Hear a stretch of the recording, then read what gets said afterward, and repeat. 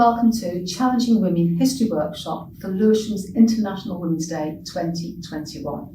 The theme this year in Lewisham is Choose to Challenge, a call to action. 2021 is the 110th anniversary of International Women's Day. So let's begin by looking at how this 110-year tradition actually came about. The idea came from a proposal made by a German socialist feminist called Clara Zetkin. She was speaking at the International Socialist Women's Congress in 1910. Clara's proposal was passed at the Congress, and the following year 1 million women marched and rallied across the United States and Europe. Imagine how thrilled she was at such an achievement in just 1 year. This joy didn't last long. Only days later, 123 young women and 25 men perished in a factory fire not far from where the women had rallied in New York to mark the first International Women's Day. It was the 25th of March 1911 when these sweatshop workers died from burns, asphyxiation and from jumping 10 stories down to the pavement below the Triangle Shirtwaist Factory in Manhattan. These women workers were aged between 14 and 23 years old. They were mainly Jewish and Italian immigrants. Many were trade union members. They joined the union because they knew that united together they could fight for better wages and improve workplace conditions. Their pointless death came about because their profit-driven bosses had locked the doors to stop them taking unauthorised breaks, and they'd blocked the stairwells to stop them stealing scraps of fabric.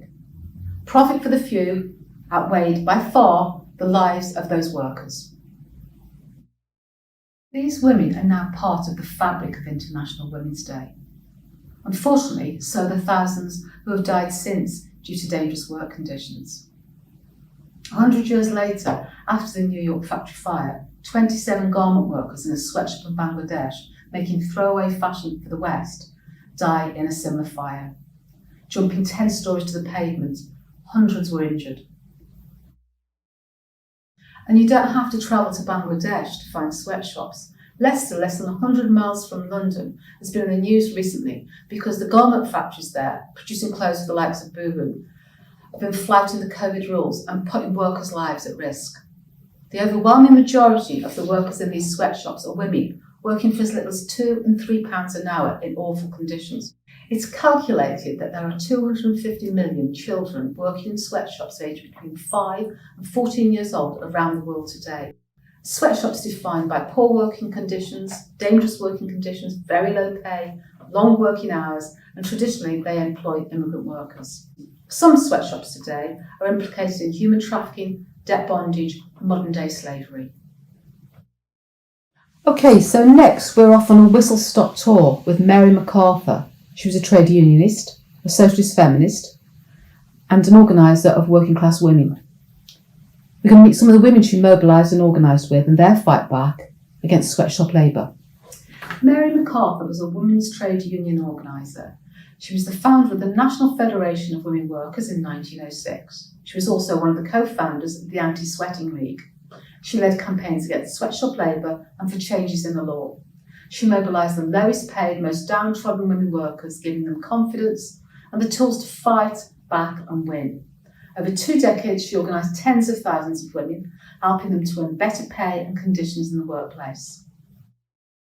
Mary was also a suffragist. She was fighting for votes for all women, unlike Emmeline and Christabel Pankhurst, who limited their struggle for votes for middle-class women.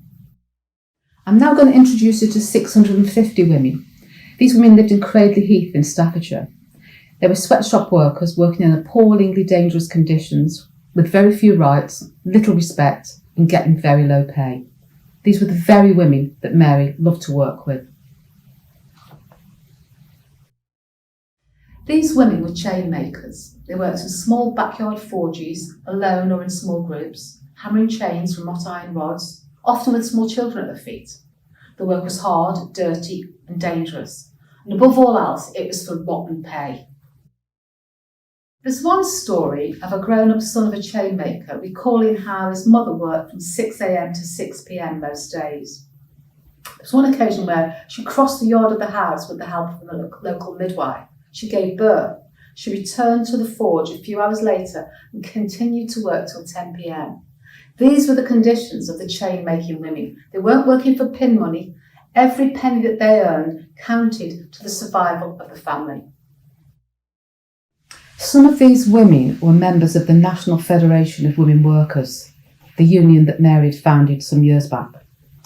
And Mary, along with her colleague Julia Varley, an interesting suffragette, went to Cradley Heath to help these women win better wages. Mary and Julia set about recruiting more and more women to the union. Now, this is not as easy as it might sound. These women were paid such low wages they couldn't afford the weekly subscription to the union. Nonetheless, Mary and Julia persevered and recruited hundreds of them. And by the end of January 1910, they were able to take their demand for a minimum wage for chain-making women to the Chain Trade Board. But by July, none of the bosses had actually implemented the agreement. Nobody had paid out on the promise of a minimum wage to these women. The women were left with no choice but to withdraw their labour, to down tools, to stop work until the bosses gave in. They went on strike. Now, going on strike is no easy thing to do. Union members get strike pay from the union, but it's usually less than what they earn. And remember, every penny that these women earned counted towards the family's survival. So it was an act of bravery to fight for justice for them, to go out on strike. But yeah, they were armed with Mary McArthur, and this is one thing that the bosses did not reckon for. You could say Mary is one of the first spin doctors of news. She got the strike onto Pathé News, which is the equivalent of getting it onto all social media today. Pathé News was a newsreel shown before the main feature in cinemas. This Pathé newsreel was shown all over the world. It got publicity for the strikers, from America, Canada, all over. And there is so much money that the strikers were able to get full strike pay for as long as the strike was to go on. And they could have gone on a lot longer than they did if they had to.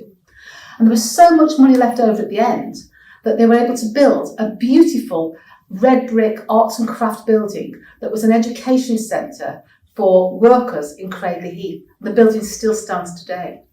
One important thing Mary did was to train and encourage small groups of striking women to go along to other groups' meetings to talk to them about their strike and to get their support. This is basic trade union stuff. She helped them find their voice and to have their say about their struggle.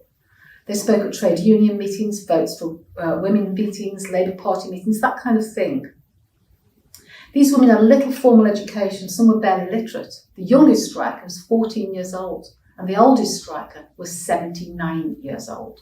Patience Round had been chain making since she was 10. She'd worked in a small forge, hammering away for all of those years. Patience, the 79-year-old striker, sums up perfectly how women grow in confidence out of struggle. She said, "These are wonderful times. I never thought that I should live to assert the rights of us women. It's been the week of my life, 3 meetings and such beautiful talking." The strike ended after 10 long weeks. Now remember, these women had only joined the union a few months earlier. They were fast-track union members and strikers, learning the new skills of collective action and solidarity, and the power that can give people. The women were able to stay out on strike indefinitely because of Mary McArthur and how she'd organised them and the money that they'd raised. The chain-making women of Cradley Heath won the first minimum wage in Britain. They more than doubled their wages from 5 shillings a week to 11 shillings a week. Imagine replicating that kind of struggle for sweatshop workers all around the world today.